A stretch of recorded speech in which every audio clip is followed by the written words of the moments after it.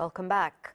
Zweli Mkhize's conduct was unlawful. That's just one of the major findings against the former health minister, as detailed in the Special Investigating Unit's report into the Digital Vibes saga. Well, President Cyril Ramaphosa this morning finally authorized the publication of the findings, and for his reaction to the report into Digital Vibes and how such corruption slipped through the cracks, let's speak to the DA Member of Parliament, Tim Brautes.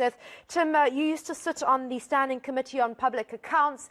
We've sat through ESCOM problems together, corruption, SASA corruption, water corruption. Just explain to viewers, if you've had a chance to skim through the report, which I'm sure you have, just how this kind of corruption actually takes place.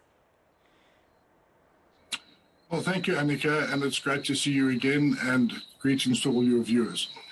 Annika, it essentially comes down to Section 217 of the Constitution that prescribes that all procurement by any state body must happen according to a system that is fair, equitable, transparent, competitive, and cost-effective.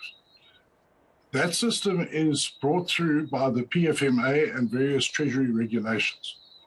Now, it is possible, and that system is borne out by proposals for bids, bid evaluations, bid adjudications, and the entire procurement system that the PFMA sets out.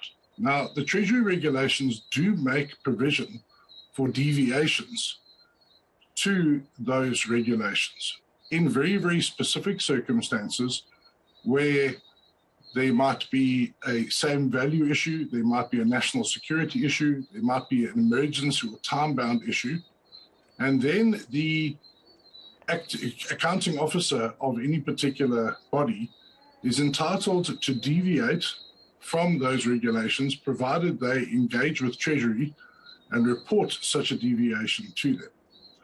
And these sort of deviations that we see coming up often are exactly the opening of the door for fraud and corruption, because it's very, very seldom that the reasons given for the deviations are in fact valid. Would it be fair to say that Treasury was misled in this instance, judging by the report? Well, you know, Annika, as you know, the report came out this morning, and I'm here really to comment more on regulations, but a quick skim of the report shows that the acting DG, the SIU determined that the acting DG, Dr.